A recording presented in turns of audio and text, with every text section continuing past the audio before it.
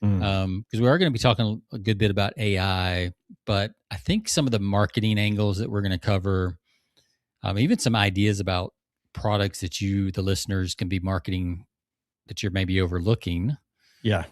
Based on your own processes, some stuff like that. And then I came up with a couple other questions to ask our guest once he gets in here. So yeah, it should be interesting to see which way it goes. He's coming to us from California, but we won't hold that against him. So. No, that's okay. Yeah, that's okay. He's moved around actually quite a bit. We were talking before the show, and he's been in South Florida and New York and now California. It's just he's doing some really cool stuff. Yeah, he is. With I don't know if he's using Claude. He's using some. We'll find out. But we will ask the questions. Building some stuff. Yeah. Well, I think. Do you want me to read the bio, or do you want to read it? I'll let you. All right. I don't always have them ahead of time, so yeah. All right. Well, Jared Braverman is the marketing director for Vida Management, where he runs marketing for 18 apartment communities, about 7,000 units across 8 states, and the founder of AgencyFix, an AI native marketing studio. Rather than buy AI tools, he has built his own, an AI front desk that answers calls and works leads around the clock, an SEO system that helps local businesses get found. And he also publishes original research on how search competition actually works, and that he publishes that data free for journalists and writers to cite over at agencyfix.com/data. So we're going to be kind of tearing apart how he built this AI team, how he does the marketing for 7,000 units using these AI agents that he's built. So let's welcome to the show, Jared Braverman.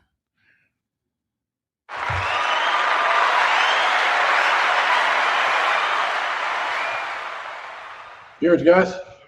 Cheers. Cheers. Welcome to the show, Jared. Thank you very much. Yeah, glad to have you here. So before we get into our beverages and into the conversation, what's a reason people might want to stick around today and hear what the Braverman has to say? I like that. I've been doing marketing for a long time. I think it makes me a little bit of a different type. Oh, right when he was dropping. You guys be there? So I think I lost you for a second. Yeah, you went robot mode there for a second. So let's try that again. Roboto. Oh, now we just lost him altogether. You are try logging out and back in if you can. Yeah. Try coming back. Yeah, maybe try logging back in real quick. Let's just do a real quick log out and back in and see if that helps with some of the connection. If you don't mind, we'll edit this part out. Maybe. Maybe I can just talk about my opening beer disaster. I think that's one of the seldom talked about dangers of podcasting. Like nobody talks enough about that. That's right. You know that when I came within inches of spilling this delirium nocturnum. It exploded all over my desk and just inches away from hitting the soundboard and my keyboard. Yeah, that was almost a very expensive beer. It was. Yeah. I'm feeling very sticky right now. Yeah. He's in the back. There he is. Back in the green room. All right. Bring him back on. All right. Does he get a second applause? You don't get a second applause. No second applause? No. Sorry about that. All right. Guys. I'm back. Hopefully this is better. It does seem better right now. We'll see if it holds. Yeah. So what I was asking is, before we get into our beverages, what's a reason people might want to stick around and hear what the Braverman has to say? All right, cool. Yeah. So I've been in marketing for a long time. One of the things that makes me a little bit different, I think, than most marketers, I originally came with a tech background. Originally, I started off doing IT security. I got a bunch of certifications. Decided pretty early on in my career that I don't really like doing the tech as much as I like doing more of a creative kind of a pursuit. So I switched to marketing, and I also did graphic design. That's one of the things that you can see my design book up here. I'm really, really good with the creative side and really good with the tech side, and I bring that kind of trifecta to marketing. So I'm doing some really interesting stuff with AI these days. I'm really doing my own marketing tech, and I think one of the things that makes me, like I was saying, a little bit of a different marketer is that I bring a tech side to what I do in marketing. So, I mean, I'm really good, like I said, with the creative, with the tech. I'm really, especially, I'm really making some really interesting stuff with AI. Well, cool. We will definitely talk about that. It's just, we'll talk about those. Yeah, I mean, I've worked at other tech companies and other software companies. I'm building stuff today just by myself. If the previous company I worked for would have been a whole team of people and millions of dollars to get to building today, which is pretty interesting, you know? That's cool. That's cool. So you're keeping people unemployed. That's good to know, right? It's your fault. If anybody asks, it's Jared. I think that's one of the things that people are really afraid of in the future, actually, is losing their jobs to AI. But I mean, if you look at anything in the past where people have been afraid, especially like industrial revolution, people were afraid that cars were going to, you know, put the business. So, I mean, yeah, things are going to change, of course, but I guess that's just the nature of evolution. Yeah. Yeah. For lack of a better word. Yeah. And it's all the more reason to learn how to do some of the stuff you're going to talk about today. So we'll jump into some of that in a minute. But before we do, I know you're not having a alcoholic beverage, but you did bring a cup of something with you. What are you having on as your drink today? World's best dad. I'm drinking a nice cup of coffee right here. Do you have a specific style you like of coffee, or you know, your light, medium, bold, your fancy coffees, or just Folgers? I like a strong cup of coffee. I like a good amount of caffeine. But if you ask me, like, what's my favorite? I mean, when I travel to like Italy, for example, they have this espresso, which they put like this nice sugar cream on the top. It's called Cafe con Panna. Yeah, it's delicious. I don't know. The espressos, the cappuccino. Yeah, well, that's good. Do you use, if you're having an alcoholic beverage, if you drink it all, like what's your go-to, you know, on a Friday evening or Saturday night or whenever? Yeah. Well, truth be told, I've been actually sober for a long time. I gave up drinking almost 16 years ago. It's been a while. Yeah. So back in my my younger days, when I was a little bit more wild and free, I loved beer. That was probably my go-to. But I wasn't discriminating. I mean, I like whatever you have for me. Yeah, that's how most of us, I think, were in our youth. You know, like yes. Whoever brought whatever something we could afford, whatever was in the cooler was fine, for sure. All right. Well, I'm going to do mine. So last week on the show, I had these Cutwater pre-made cocktails, and I bought the variety pack. So I had last week, I had a lime margarita, and this week I've got the mango margarita.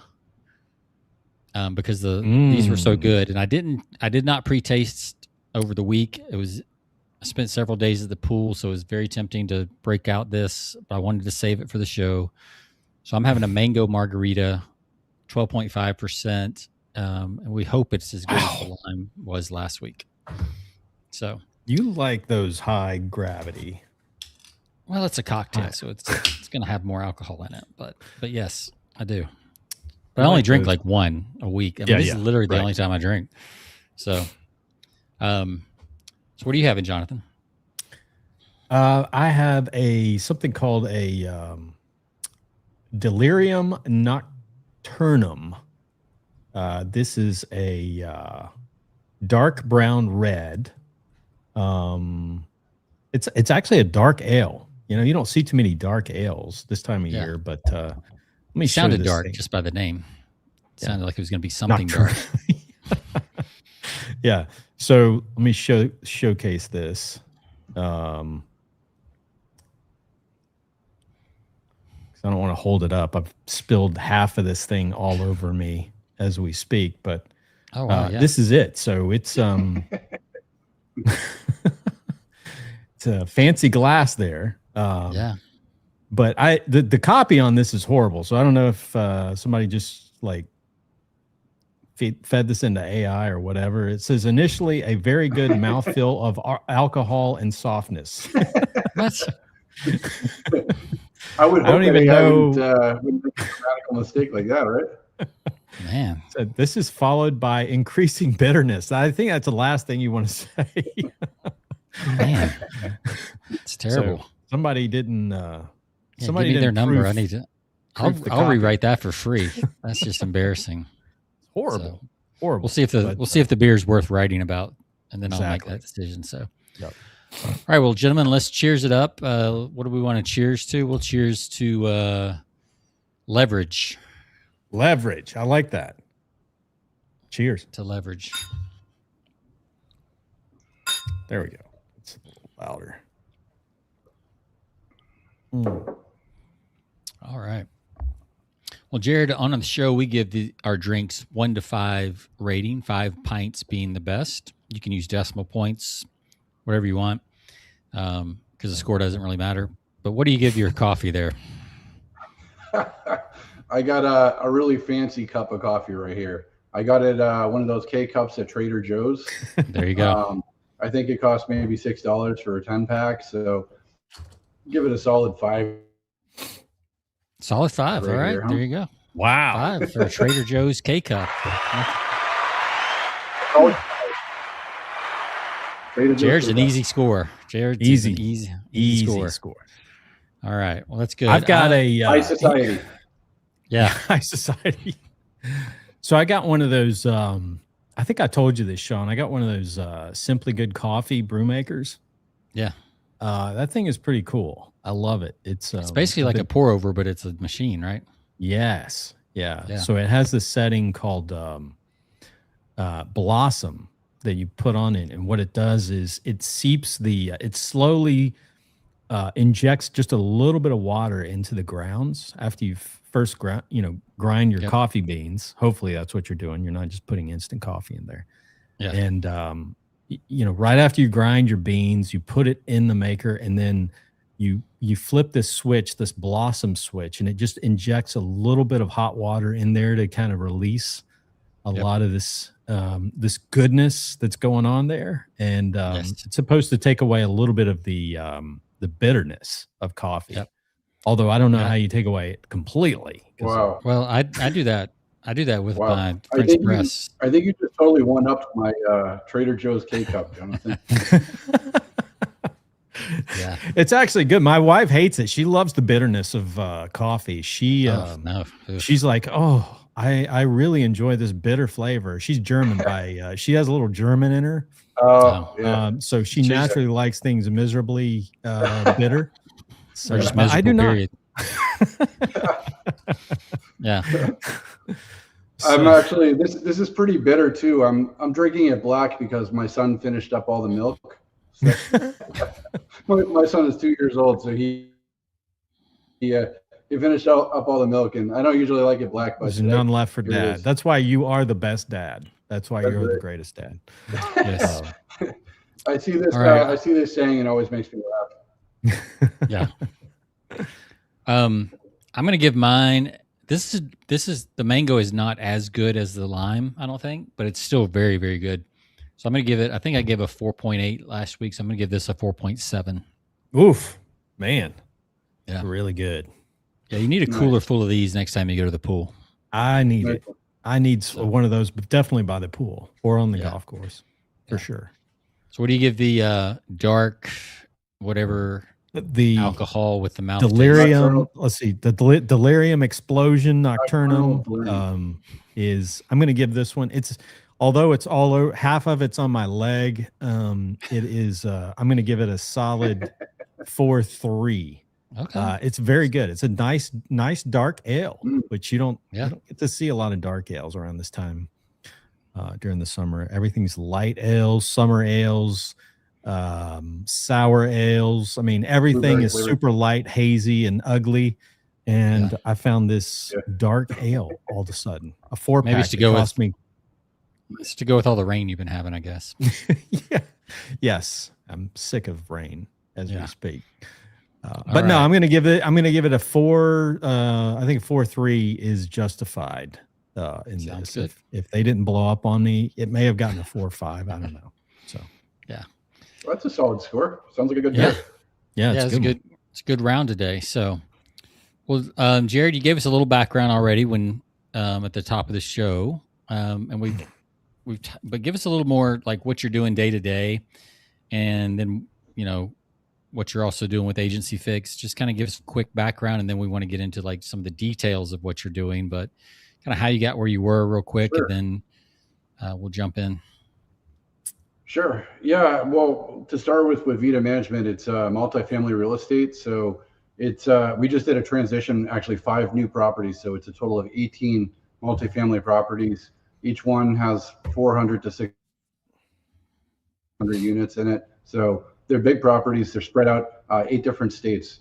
And I have a little bit of help with ad agencies to help me with like the Google ads, but I would say it's a combination of a couple of things. And I'm starting to take the advertising in-house, and I'm starting to do some pretty cool stuff on that side with the AI as well. The thing about the ad agencies that we've been using is, I mean, at least for multifamily, the ones that I've used, they take 20% of your ad spend.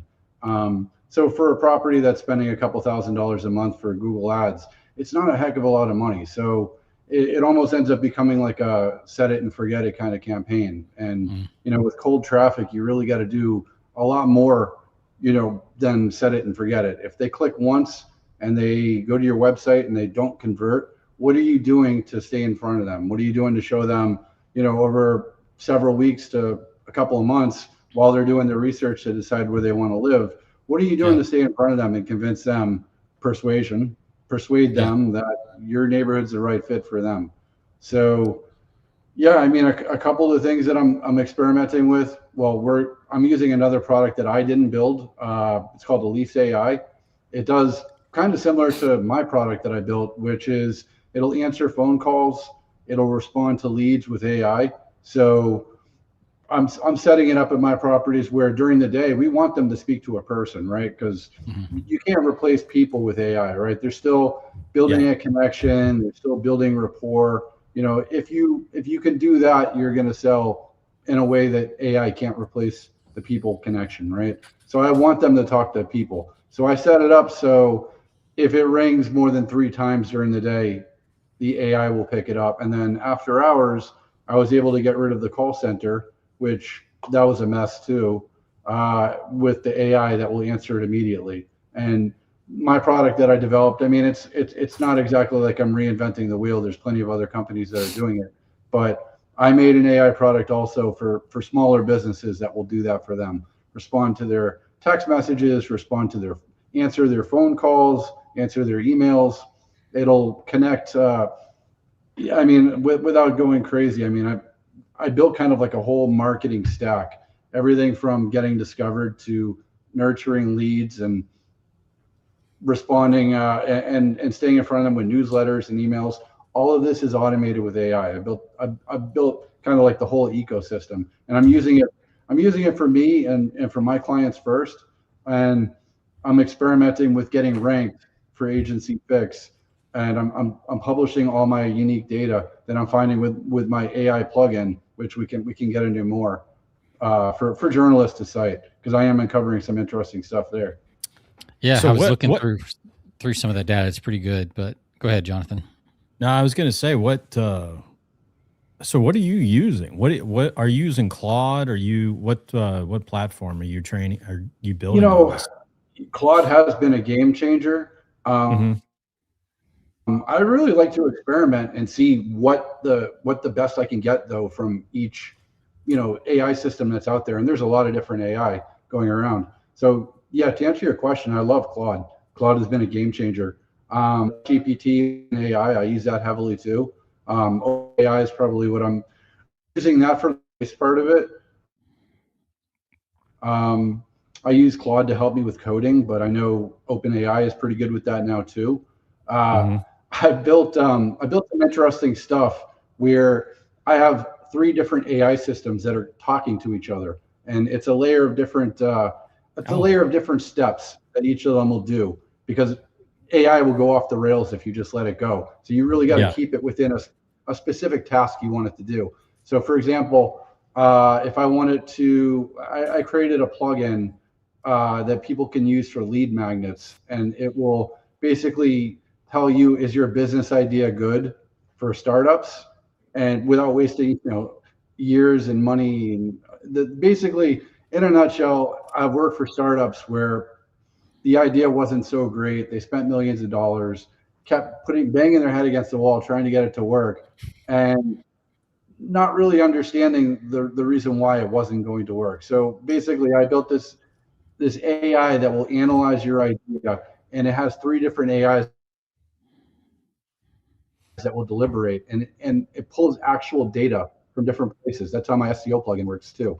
I have all these different data sources that it's pulling information from, and it's looking like, for example, if you want to start an information products business like courses, it can go and scan that whole competitive environment, pull all that data in, and then the 3 different AI systems will deliberate. They'll talk to each other, and they'll have several rounds of back and forth, with one of them being kind of like the devil's advocate, like pushing back, like, is this really good?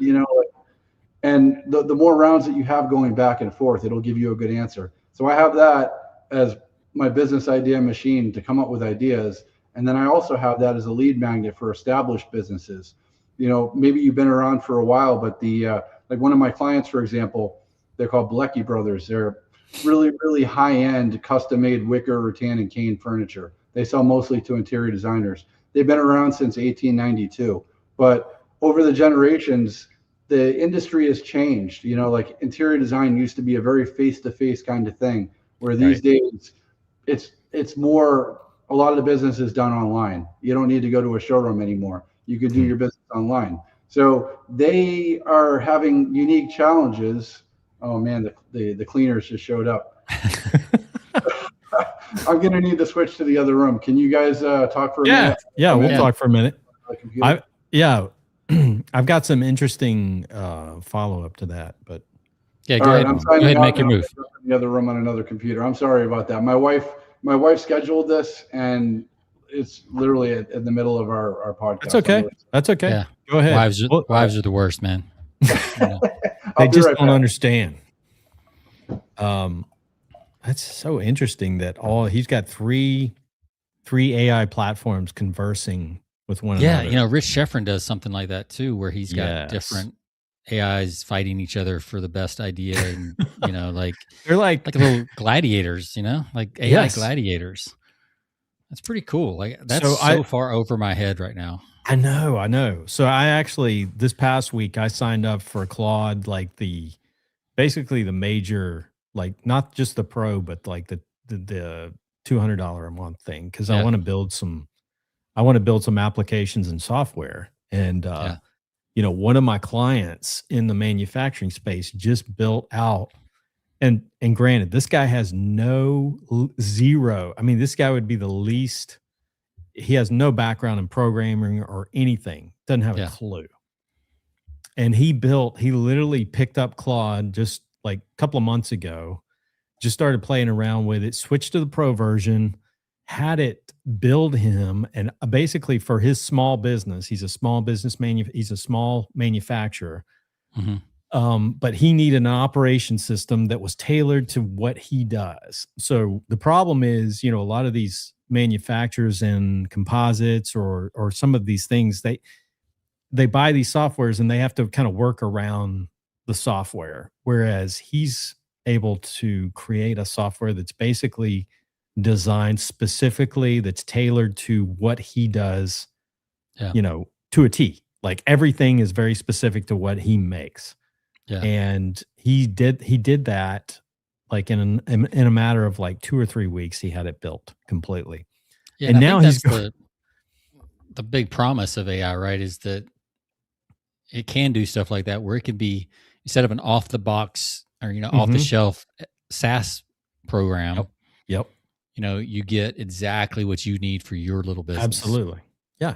Well, that's why I think that software manufacturers are in trouble. I think they're the ones, there's going to be a lot of job, displacement. But I think if you're a software engineer, you're probably in trouble because especially major software companies like that. Now it's exciting for guys that want to build, custom stuff but I don't think like, I think about like SysPro, like companies like that. And like, even Salesforce, they've got this, Salesforce HubSpot, is like all these big, all of those. Platforms. I mean, they're create these big platforms and they're like, here's what we have. You have to work around it in our parameters. And people are going to be like, at some point, I can say a patch to fit this product that you also have or whatever. Yeah. It's stuff. Well, Jared is back in the room, so let's bring him back on. Oh, cool. He's in another location. He's hiding from the cleaning. He's teleported. Yeah, I had to move to the guest room. The cleaner showed up. Yeah. Well, tell her not to bring the vacuum into this room, okay? Keep the vacuum at a minimum of 30 yards away. Yeah. There was a stretch there, Jared, where Jonathan's yard guys would come every week during the podcast. Worst. Yes. At exactly the wrong time. Yeah. Right as soon as we hit record, they'd outside. Oh my God. I remember when I was living in South Florida and I was in, my college days and I'd be out late the night before, right? And those yard guys would come nice and early in the morning. And I'd be like, you guys are trying to sleep, go away. Yeah, exactly. They always come in the morning when you're hungover and you don't want them there. Exactly. The worst time. They have a schedule. They know. They're like Santa Claus. They know who's been naughty and nice. Well, I want to ask a couple things, Jared, about this. We were just talking about Jonathan's got a client that made their own little, tool using software application using AI, and that's basically what you've done for the answering service or receptionist. I don't know what you call it. And I had a couple questions about that just to help listeners understand kind of the nuance. So like one of the problems with a call center is they typically are just an answering service. They take a message and then, it's kind of there so it doesn't go to nowhere, but it's not much information there either, right? It's kind of a dead end feel. Yeah. So when you program these AIs to answer, are they like fully backed with like all the complexes, information and floor plans, things like that? Yeah, absolutely. Like for example, well, like what you said with the call center, we're so happy to do away with that because the call center, they would make mistakes. It's human error. Not only did they take down the wrong contact information, like they would write down the wrong phone number or the wrong email. They would give out incorrect information, just a whole mess of stuff, right? But with the AI, it doesn't make mistakes like that. It's going to get exactly right whatever you give it. And to answer your question about does it know you, for example, the system that I created, and you can see it on AgencyFix.com, I call it Jessica.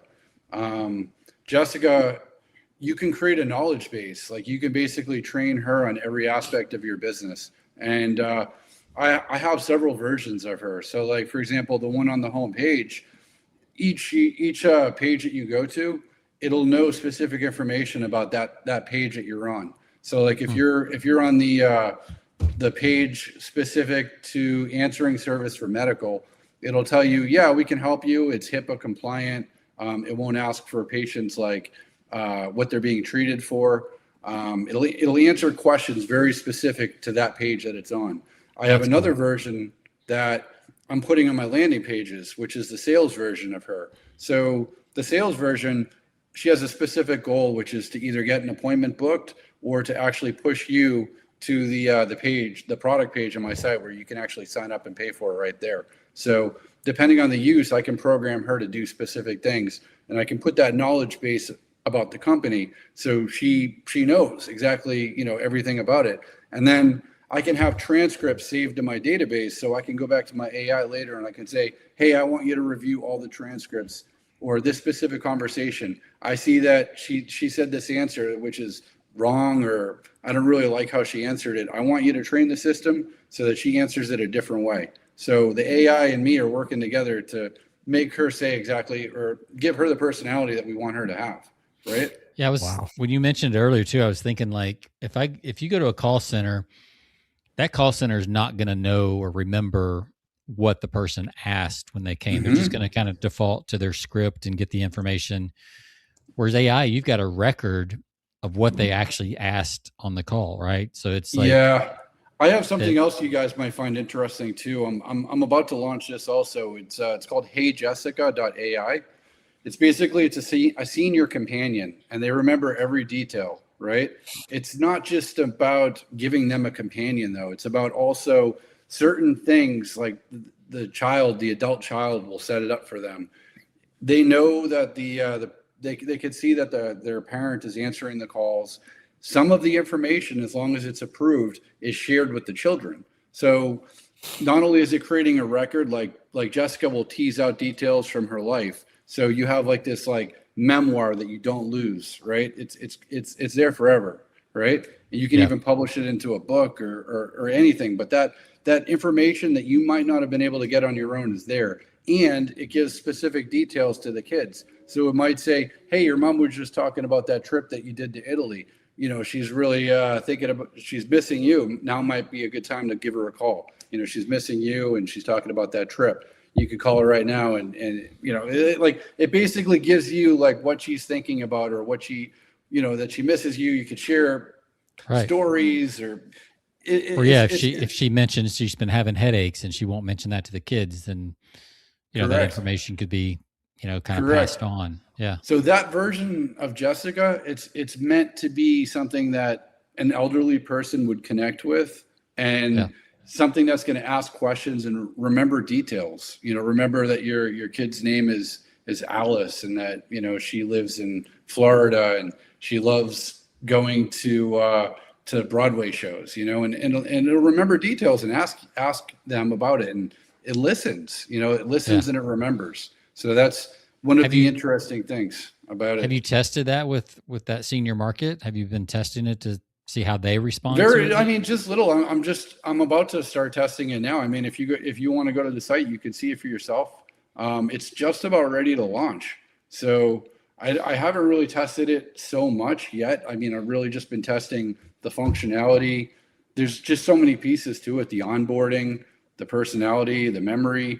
I was just wondering how different markets, you know, a senior person compared to different people, how they respond to an AI like that, you know. Yeah, I'm curious too. I mean, I don't know how well it's going to go over. I mean, maybe some people might think it's creepy, like an AI talking to their parent, or maybe they might like the fact that their parent has someone to talk to. They feel good. They like it. They get all this information about their parent that they didn't know.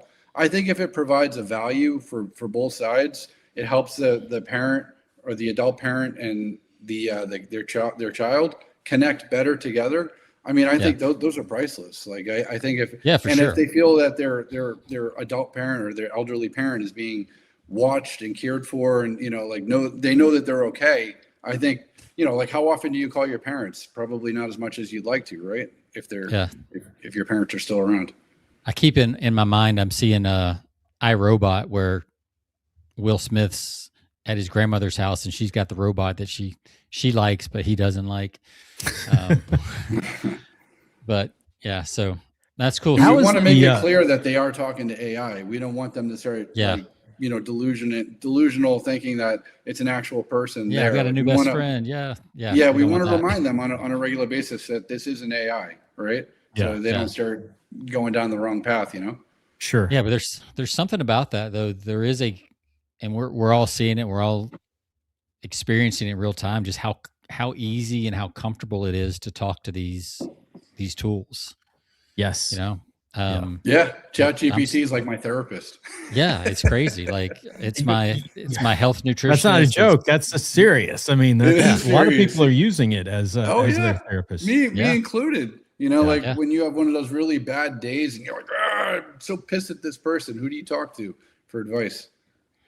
My wife, like she's like, she loves having conversations with it. Like, I mean, and it's like base level, but when she needs to bounce ideas, like it used to be like me getting a lot of text, and now it's, now you've been replaced. Replaced by whatever name is. Forget jobs. Relationships are being replaced. I think my wife thinks it's disturbing, actually. She's like, why do you always talk into AI? Yeah. It's an AI. I'm like, I know, but like there's some weird, I don't know what it is psychologically. Maybe that's a queer we need to do, Jonathan, for a show, but like there's a certain psychological safety in talking to, I guess it's because you have a pretty good idea that it's not necessary. It's probably not going to judge you. I think that's the safety feel of it. Yeah. You know, now sometimes it's certainly not the other way. Yeah. Or Gemini. You continue. Yeah, Gemini's the same way. Gemini I'm a Gemini. Yes, man. Yeah. You know, I mean, Gemini, the app. I mean, I've tried to have therapists before, but I don't like having to have a forced phone call once per week. Like sometimes I just don't. You need it when you need it. When I need it, exactly. When I need it, that's different. But like having to do a forced phone call at the same time every week, sometimes you need it, and sometimes you're like, all right, I don't want to do this. You know? Yes. Yeah. So we've talked a little bit about the receptionist. We've talked about this, senior companion AI idea. So you're really opening my mind up a little bit. Hopefully our listeners are kind of getting the same feeling that I'm getting. Like what are some other use cases for just, businesses? I know you've got some other tools that you've developed. So what are some other use cases where you can create these AI employees? Because we hear about them a lot, but we don't always know people that are actually using them. Yeah. Well, I mean, from the marketing side, all right, so here's a specific example of something I'm trying to solve, which it is kind of replacing people, but I guess it's for a good reason. So the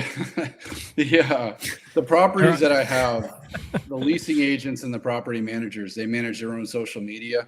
They do their own newsletters. We just at my company, that's just, in the industry, that's actually kind of a normal thing. And me being there for a couple of years and coming into that and seeing leasing agents and property managers managing social media, I'm like, really? Like these guys are busy. Like property managers, they're managing a million different things, right? Related to the property.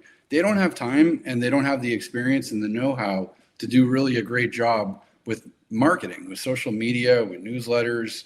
They're expected to use Canva to create, graphics for their newsletters and for their social media. And, most of the properties don't do a very good job with it. So one of the things that I want to do is create a system where they can contribute to it. So these are the boots on the ground. These are people that are having events in their properties. They know who the residents are.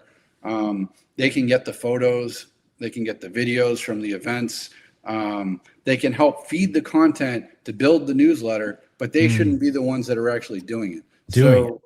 They're creating. I mean, it's already built, in fact, but it hasn't really been rolled out to the whole portfolio yet. But you can feed it content, like for example, for the newsletter once per month. It's templated. Each section has a specific topic, right? And the AI will ask them, "Hey, can you tell us about your resident events for the month? Can you tell us about like a resident that you want to spotlight this month? Can you tell us about, cute pet of the month or something, whatever we have in the template." And the AI will get the content from the on-site team. So they're still contributing, but it'll build the newsletter for them. And it's the same thing with the blog post too, but social media. So like you can create a content mix of different types of content that you want to create. Maybe one is reviews. Maybe another one is events. Maybe another one is actual photos of the property.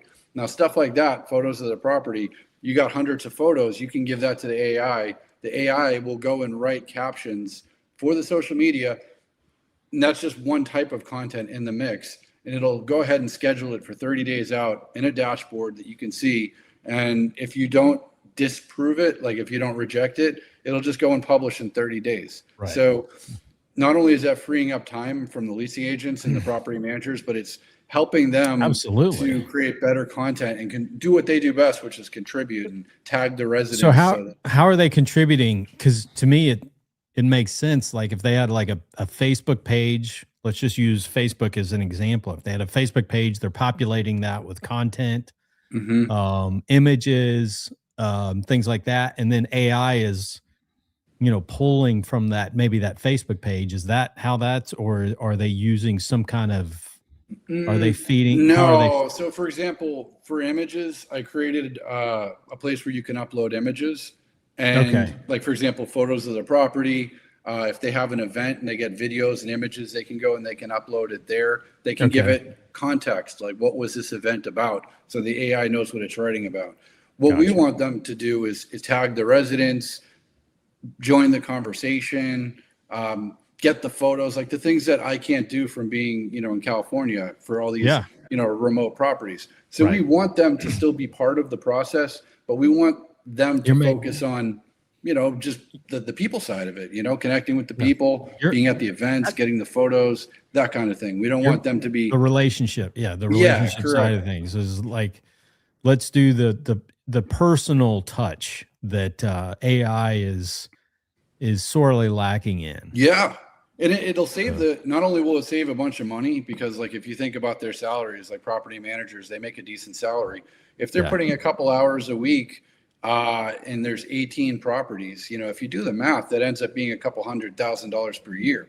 And we're creating a system that will free them up from having to do a task that they'd rather not have to do. Right. So they're freed up to do what they do best, which is sell leases and manage the property. Right. So it's freeing them up. It's creating better quality content, and it's still bringing them in, making them enjoy their work, right? Because they're doing fun stuff. They're just like, it's all personal connections. I think especially on the leasing side, leasing agents, their job is to sell. Their job is to do the tours with people, follow up with people. It's the 80-20 rule. What is 80% of your time should be focused on what matters most. Correct. Yeah. Building relationships with the tenants so they want to stay. Yeah. They want to re-sign their lease. Well, a tool like that makes me think too, as a writer, one of the hardest things is a blank page. But if you give me some like partially written text, or I've assembled, you've given me a couple reports that your company has, and I can assemble that much faster than I can just write from scratch. So it sounds like the platform you've created, it kind of prompts them what the platform needs, what the newsletter needs. Yes. So they're not having to like spend that cognitive bandwidth on. No. Oh, I got to go and it'll interview follow this up with person. them too. Right. It'll say, cool. Like, for example, with these different content sections for the newsletter, it'll keep following up with them. Hey, and I'm bringing on another person to help me, like a marketing coordinator that will also follow up with them and help them, answer questions like, what is good content? You still need the people, right? You need an actual person to manage it. So, so this is something that you've got a receptionist, you've got an AI, you got a marketing or social media marketer. What are some other? You said you built a suite of these, just specifically, even just for the apartments. So what are some of the other ones you have? Well, I was telling you about the SEO plugin, which I'm actually going to use that to make some landing page. It builds pages and it will. So, all right. So the long story short is it connects to the different API sources. Like I was telling you, it can get data from different places, right? So for example, you can create a website, but you want it to rank for searches.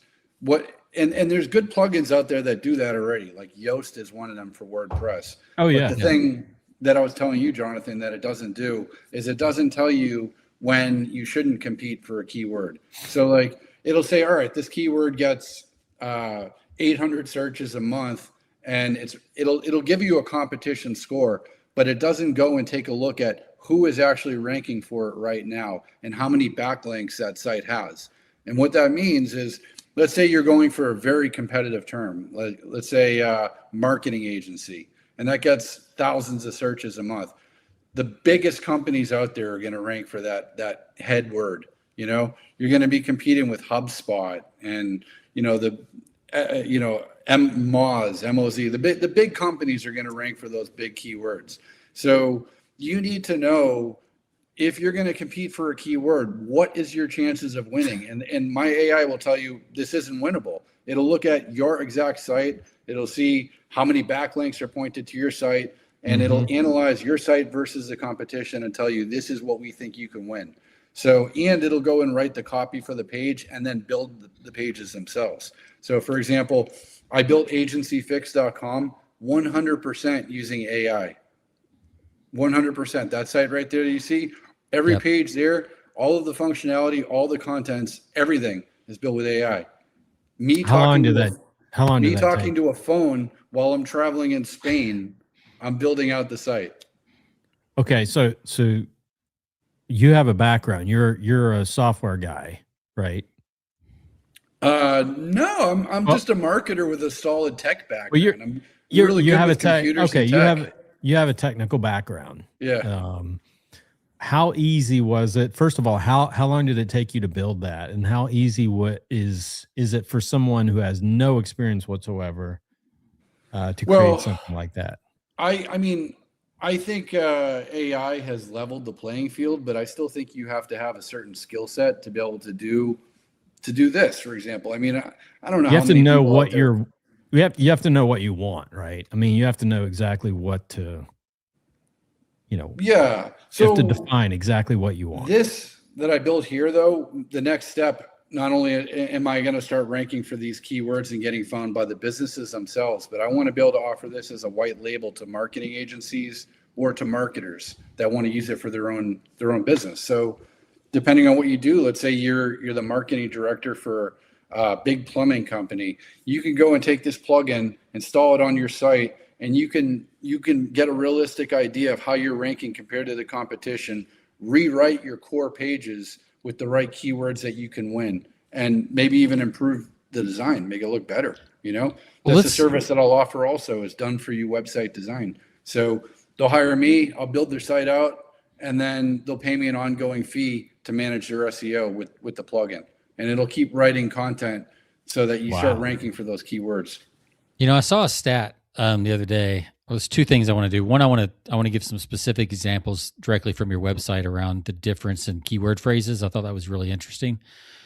But the other thing that you just reminded me of is, I think it's sometime in the last 6 months or so, I saw an article where AI written content, like total AI written content, since ChatGPT came out, basically. So what, 3.5 years ago, has now exceeded in volume all human written content of the last 500 years. Yeah. Wow. Yeah. No surprise. So here's the question, that I think a lot of people have in their mind. Like, now AI is reading AI, and you have this, there's the dumb internet theory and some of that stuff. Like, do you see that being a problem? Like, how do you handle that? And how do you weigh that when you're building these tools? Like, because that seems like a real threat. That I get the question. I get what you're saying. So like, one of the things is I don't want to create content just for the sake of creating content, like just another boring article about, hey, I felt that way before AI. I mean, as a copywriter. How many boring articles that people write for a blog post, which is, nothing original. I mean, it's just like, or for example, how to build a website or how to rank for keywords or something like that. Yeah. So the way that I want my AI to function is I want it to use original data. So like, for example, all this research and all this data that I'm figuring out from my own site by pulling all the data from the API sources, I'm creating my own unique data.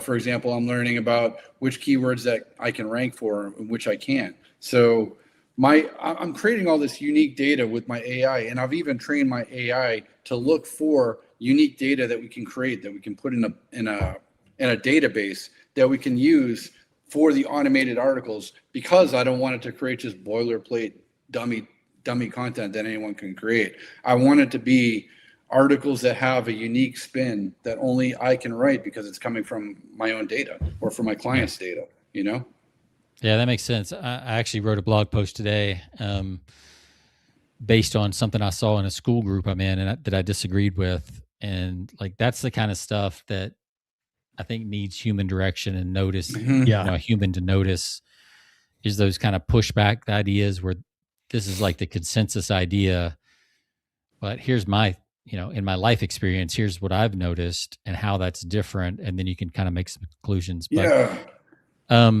so on your data page, which we're going to put a link to that, the one you said people could quote from and stuff. I thought this was really interesting. The subhead says, I'll put this back on the screen, but for our podcast listeners, it says 2 ways of saying the same thing could be 7,658 times harder to rank for. Yep. And you gave the example of restaurant marketing agency. So there's 720 people a month searching for that versus restaurant marketing by itself. There's 880 people searching, but the difference in the number of websites linking to that was, I guess, the 7,658%. So your chance of ranking for the first one are much higher than the second one. Correct. And, the other example you gave is SEO audit services or SEO audit tool. Services is easier to rank for than tool. Mm-hmm. Correct. Which I could see, like, from a copy standpoint, I can, if I put my copywriter hat on, I could see that those are slightly different audiences as well. Somebody looking for a tool is a different, not always, but could be a different buyer than somebody looking for services. But still, the difference is so big. I can see why you might want to rank for the easier term, right? Because you could always. And you want to have a clear strategy, and also you want to know where your website stands. Like maybe your site has been around for a really long time, and you have a lot of backlinks pointed at you. So you want to know relative to the competition, is that keyword winnable? And if it's not, you want to know. You don't want to spin your wheels writing content for a word that you can't win for, realistically. Yeah. So you need an honest, hard truth that no, you got a snowball's chance in hell of ranking for this keyword, so you don't waste your time with it. Well, speaking of ranking for keywords, because even that's changing, right? So we're becoming less. We're not getting on Google. We're not getting to even see, unless you scroll down. It's now below the fold, the things that you used to click on as a result. Now it's a footnote. Everything's AI. Yeah, it's a footnote at best, and half the time you don't even look at that because you're reading the AI summary, and you have to click through to the footnote. Right. So how are you helping people? Are you noticing? Well, in SEO his case though, they're looking specifically for. I don't know. They need. Well, maybe they do need an AI summary, but they're also looking for specific information on a property in that area. Is that right? Well, that would be Google Local. That would be like a Google Map search. So you're going to come up in the top results. Yep. Local is different than, like a broad search, like marketing agency. So like for Sean's question with the AI answers, that wouldn't be like a local, like if you're searching for a local restaurant or something, you're not going to see those AI answers. You're going to see the local map pack is what it's called. And it'll tell you the ones that are coming up first. Usually it's a combination of like how many reviews they get and how much traffic is going to their website, that kind of thing. But for Sean's question about the AI answers, that's also another thing that people need to look at these days are the LLMs, the learning, I forget what LLM language learning, large language models. Yeah, there you go. Are they looking at your business and why? Are they recommending you? So like that's another on-page element that you need to incorporate when you're creating these pages. It's called schema, and it's something that's going to tell it's pretty complex. I mean the sites that are really getting referenced by like ChatGPT, for example. Not only do they have the correct schema on their site, but they're getting a lot of traffic to that, so it's sending signals to OpenAI for OpenAI to say, all right, they have the correct schema. So we can see what they do specifically, is it relevant to what this person's asking about? And then they look at the typical signals that Google looks at too. Are people clicking on it? Did they get reviews? How much traffic do they have? How many backlinks? The same thing that Google does. They're looking at why is this business going to be the one that I'm going to recommend? So if it's something that's very local, and you're asking ChatGPT, hey, ChatGPT, can you tell me the best pulled pork place in Santa Clarita? It's not going to find the most popular one necessarily. It's going to find the one that has the correct schema on their website, the one that has a lot of reviews, people are going to it. The one that's doing everything right, not necessarily the best pulled pork. Yeah. I can't imagine California having the best pulled pork, period. But especially two guys from Georgia. You're not going to right. Yeah, exactly. That. That's Georgia's. That is nonsense. Texas. You're like, forget about it. You guys don't know pulled pork or ribs. Yeah. The next thing you'll be telling me is they got brisket out there too, which I don't think is true. They got this type of steak out here that I've never heard of until I moved here, called tri-tip. Are you familiar with tri-tip? I've heard of it, but I don't know if that. I mean, living on the East Coast my whole life, I never heard of tri-tip until I moved here. Tri-tip. Tri-tip, it's a real thing here in California. You see it everywhere you go.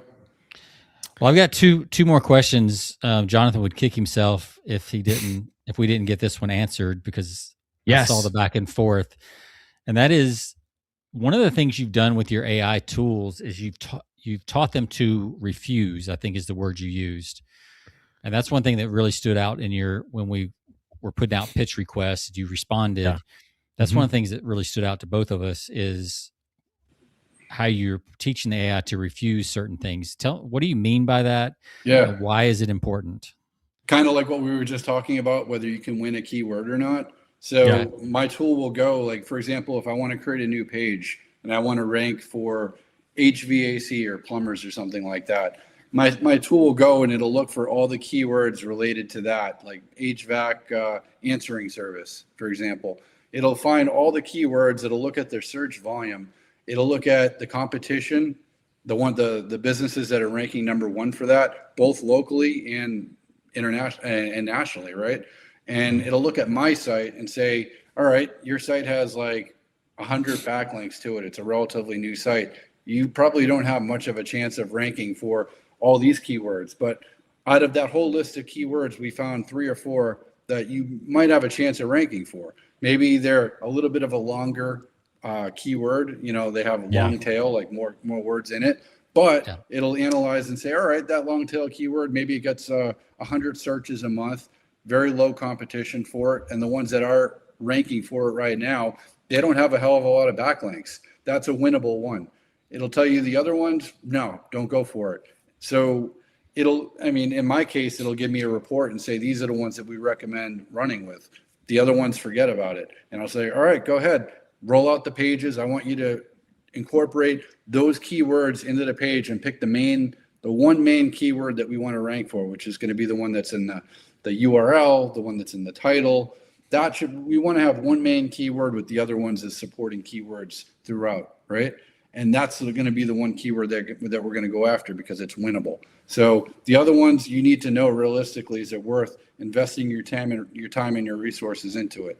And the one that you think is really your hedge, your foot in the door, that's the one that you want to focus your time on.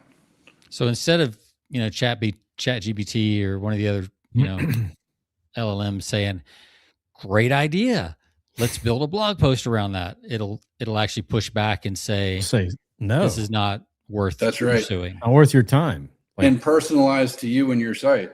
Maybe one of your websites that you work with, maybe they do have a high domain authority. Maybe you've been around forever. And like my client, Blecky Brothers, they've been around since 1892. I mean, they're a small business, but they're well known in the interior design space. There's a whole bunch of articles out there linking to them. That site has high domain authority because they've been around for so long and they got so much press and publicity and, links pointing back at that site. So that you want something that's going to analyze what's your domain authority. It should tell you, yes, we believe that these keywords are winnable because it's analyzing the competition and measuring it up against you. Could you use a tool like that to start a brand new site and then, dominate by going after all those smaller? It depends. It depends. I mean, because not every idea is going to be equal, right? It's like some business ideas, they're just not good ideas. Hence my business idea machine. So you want to know, is your idea something like, for example, if you're going after, I created a site originally called AI Profit Blueprint, and I was going to make information products like courses and books, and I was going to use AI to help me create them. And the problem with something like that is that there's a ton of content like that, and it's like pushing a boulder up a hill. You got to get reviews for each book on Amazon when you're an unknown author. It's difficult, right? So you really want to understand before you put your time and your money into a business idea. Is it something like, what's your competition look like? Maybe it's a business where your margins are low and your competition is high. Like you need to understand all this stuff before you waste your time. And I don't think. Do you remember Market Samurai? I used to use that back in the day. No, I never heard of that. What's the deal with that? So it was the software. Like this was pre-AI. Like I would say, you remember that, Sean? Going back going back like 15 years ago.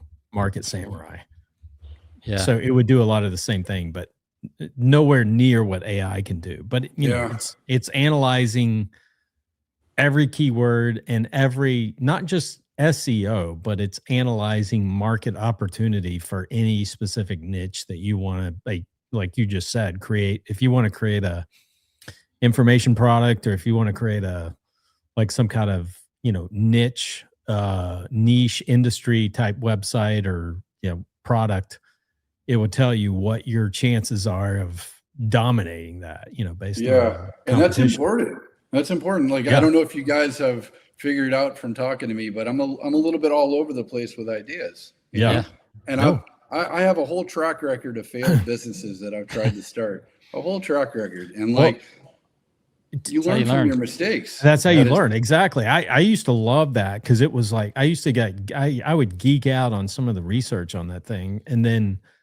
But it was like, it's nowhere near what you can get today because everything is so, like, AI is so fast and so much faster and everything is, updated so much quicker with AI than it is with some of those old tools that we used to use back in the day. So I've got one more thing that I want to talk about because I think this is an area of persuasion and business building that a lot of people overlook, and you're doing it, Jared. So I wanted to get your feedback. That's publishing original data as a way to build expertise and as a way to build authority in your industry. And I think now with AI, like, that's easier than ever to mine that information if you just use your own if you just use your kind of perspectives and different things. Tell us a little bit about that. Like, how might different people create their own original data, not just opinions, but actual data? Yeah, I get it. I get the question. I think being upfront and honest and documenting your journey and really experimenting with things that might teach and show your success, right? I want to be really upfront with how well I'm ranking with my plugin. I want to make my site a case study. And I have all this different data that's coming in. Like I'm able to track my competition, their keyword, how many backlinks they have. I have a way to get publicity with my plugin, how many people I can reach out to, or what can I win in terms of publicity.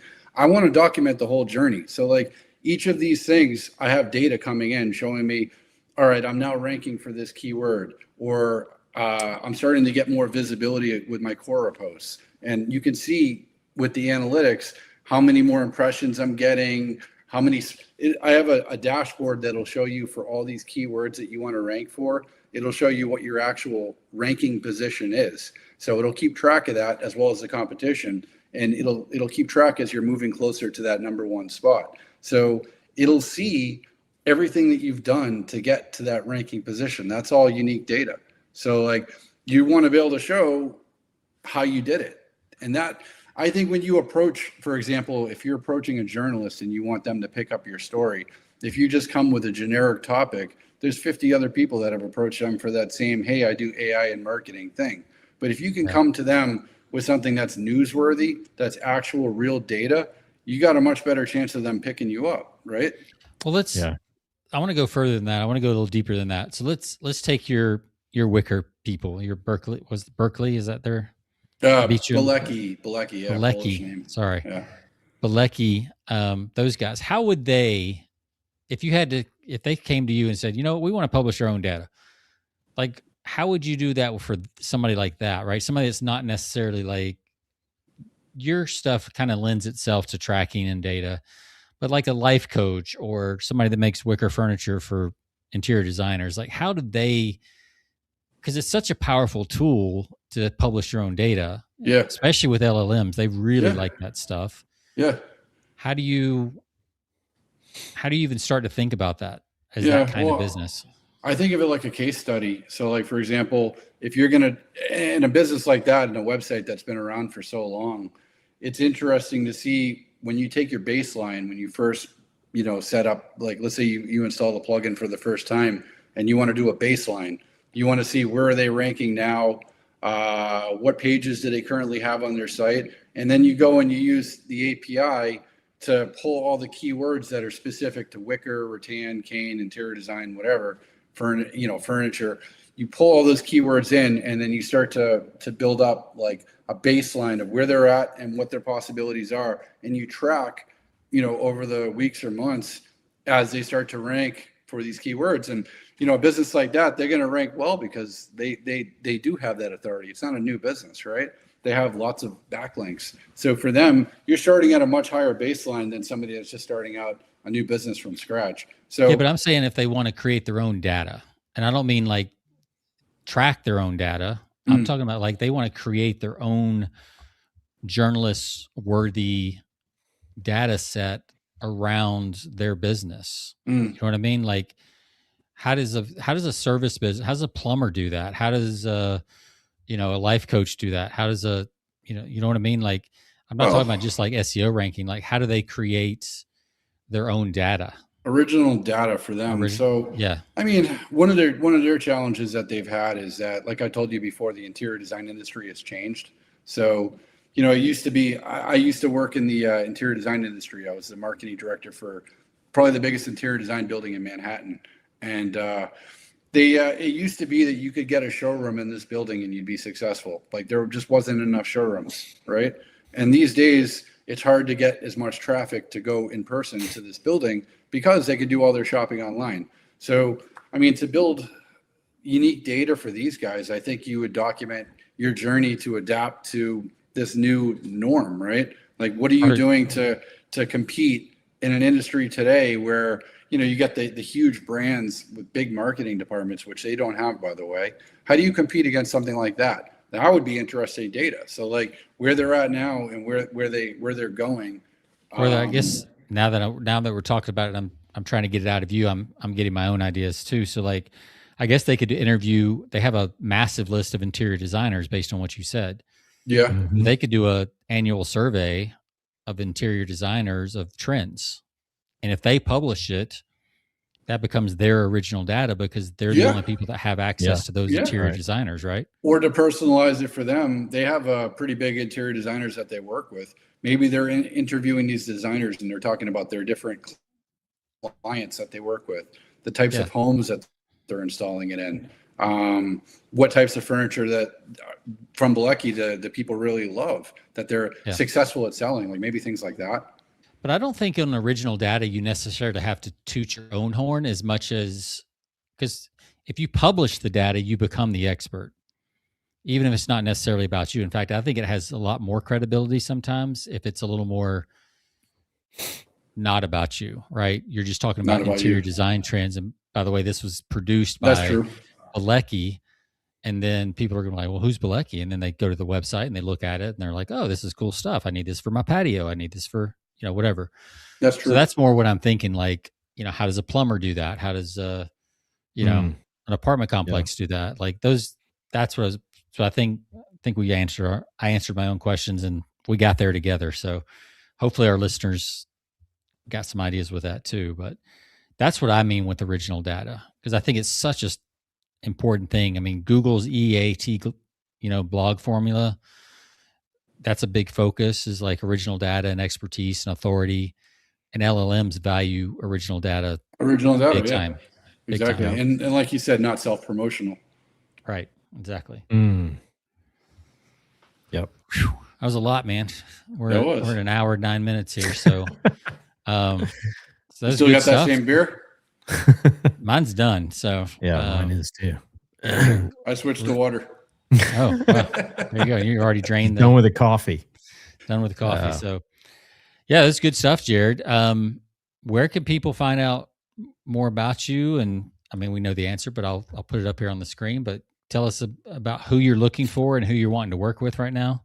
Yeah, so AgencyFix.com. I'm looking to work with primarily service businesses, HVAC, plumbing, medical, businesses that have a high ticket item. And if they miss a lead, it's going to cost them a lot of money. So, my services will not only help them get more leads, it'll help them close more of them. Because if your customer calls you and you don't respond to them within seconds, they're going to call your competition. So being first and being quick is the name of the game. You don't want people that are looking for a dentist or a doctor to have to call your competition because you didn't pick up the phone call. So awesome. Getting the leads and then nurturing them and getting those appointments booked. Any service business with a high ticket item, I can help. Yeah. You don't want the caller going to the next name in the yellow pages, right? And they do. They're not going to wait. I mean, if you need something done and you call someone, they don't answer, you're going to call the next one, right? Yep. Just let your fingers do the walking. They'll go right down to the next people. That's it. That's for our old listeners. Our young listeners have no idea what I'm talking about. What? Let your fingers. Yeah, let your fingers do the walking. That's an old slogan there. So, question on AgencyFix. So, you guys you build it out for them, or is this a software that it's built in place and you lease out, or how does that work? Well, for the voice answering, we could provide a number to them. So for example, we could also integrate with their existing number, but that would be a little bit more complex. But we can give them a phone number that they can use for their advertising, for their lead campaigns. And depending on the package that they sign up for, like let's say they get our pro package, it'll answer calls after hours. We can set it so, like, for example, with my properties with multifamily, maybe it rings 3 times during business hours. And if a person doesn't answer, the AI will pick it up. It'll respond to text messages. It'll respond to emails. So depending on their specific use case, it is a new product. It's working. You can test it out on the site right now on every page, especially the home one. You can see Jessica. You talk to her. It'll answer your questions. So it's ready to go. And we're offering no setup fee as of right now. Probably that'll change in the future, depending, especially on the complexity of the setup. But as of right now, no setup fee. So the person, so the AI that they talk to, I mean, is that how? I mean, does it feel? I mean, you've tested this out. I mean, you could test it yourself right now. If you see that box right there, you can talk to Jessica. Yeah, so you can go to the AgencyFix.com website and test it out. So there's no delay. She answers right away. I mean, there's like, I don't have it hooked up to the audio. So people can test it. Yeah, it's the second frame down on the AgencyFix.com homepage, and I'm showing it here on the YouTube video. Yep. So yeah, and you can tap or talk. It looks like, so that's cool. I noticed it's getting better and better though. Like this interactive, like, because I mean, like it or love it or hate it, this is where things are going. So I'm glad at least it's getting a little better. There's less delay and there's more, it's a quicker follow-up. Anything is better than a phone tree. Like, I'd much rather talk to AI than a phone tree, right? So like, because if the AI is trained on all the data, it probably has a better, it's faster than most of the customer service reps. If it can answer your questions, why not? Yeah. But the ones that still have a blend of like old phone tree with a little bit of AI, that's still just annoying. Like, you just need to go all AI if you're going to do that. AI will connect you just like a phone tree if you wanted to set it up that way. Yeah. So you could have it route to different people. Yeah. Well, that's pretty cool. It looks like you've got some cool tools, and people probably should. Do you have a newsletter or anything that people can stay tuned? Because it sounds like you're always rolling stuff out. I will. I don't yet, but Jared, that is coming soon. Newsletter is coming soon. That's your next bot you need to create. I have the bot. The bot actually already works for the newsletters. It's creating the blog articles. All the blog articles you see there, those are all AI created, and it's all automated, 100%. Oh, that's cool. That's very cool. And it's pulling the original data, by the way, because my original data, my AI is trained to look for original data and then add it to a database. So Cool. anything that it finds that is useful, it'll add it there and then use that in the blog articles. And then those blog articles are also trained to link to different pages in the site. Very cool. That's awesome. That's pretty amazing. Yeah. What a time to be alive. So, Absolutely. And it helps. It's like you said earlier, it's freeing up people to do the in some regards, it's, you know, people are doing what they really enjoy doing in whatever job they're in or whatever profession they're in. They're doing like they're not doing the mundane stuff. They're focused. Have you ever seen that animated movie in the future where everybody's driving around in those like AI cars and they're all really fat and they don't have to do anything for work anymore? Maybe that's Wall-E? where we're going. Yeah, Wall-E, I think. Yeah, is it Wall-E? We've watched that. I watched that with that kid so many times. Wall-E. Yeah. Yeah, the Jetsons weren't fat for some reasons, I guess. They didn't happen to them. So they had treadmills in space, I guess, but they had peptides. Wall-E. They had peptides already. So all right. Well, Jared, we're gonna let you go. If you want to hang out in the green room for just a second, if you got a second, we'll do a little after show chat. But it's been good, man. It's been good having you on. Yeah, cool. And good stuff. Yeah, thank you guys. I appreciate it. All right, we'll close out and be right back with you. Okay. So interesting. Man, there's so many directions to go with this. I mean, it can definitely be overwhelming.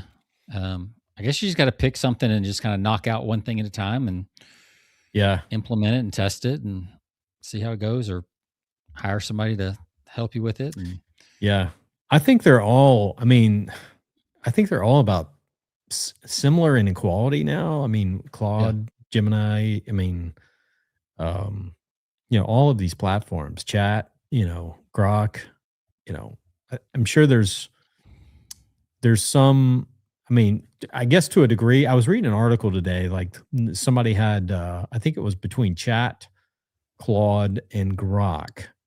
Somebody had them build out a, you remember Minecraft?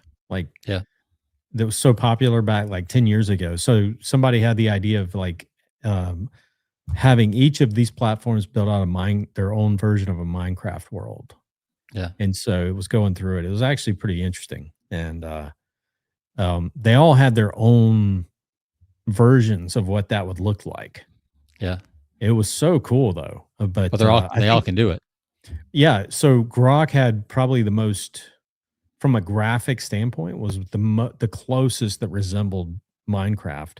But then there were other aspects. There were, other platforms that had their own strengths. Like Claude, I think, generated a much bigger world, like to explore. So there were all, they all had pluses and minuses, but they all were good to a degree. So and that's what Jared was saying. He tests an idea on several different platforms to see which one does that particular build the best. So and I think the stuff's just going to get easier and easier to build, but you also don't want to necessarily get left behind. Nope. So if you've got an idea, it really is, some of the stuff Fable can do on Claude now is pretty impressive and amazing with a very minimal prompt. The prompt engineering days are already dying. You can just talk to this stuff. Like 2 years ago we had 18-page prompts. And now you can get the same result with. That's literally like I was telling you earlier. My manufacturing client, he built not only the operating software in his business by simply having a conversation with it, but the first thing that he did when he first started it built a website. He had a conversation. It built him a new website completely. Crazy. Just by literally conversing with it on a regular basis and this took a week. So it was like working behind the scenes, but he would have conversations like, hey, can we do this? Can we do this? Can we do this? And like no training whatsoever. No background. Amazing. Never built a website in his life. Yeah. And sure enough, it built him one. And then not only that, but it like, I'm like, okay, so from there, you gotta, install this and you gotta put everything together. You got to upload it to your server. He's like, no. It does it all, you know. Yeah, that's cool. Connects with your server. It does everything. So yeah.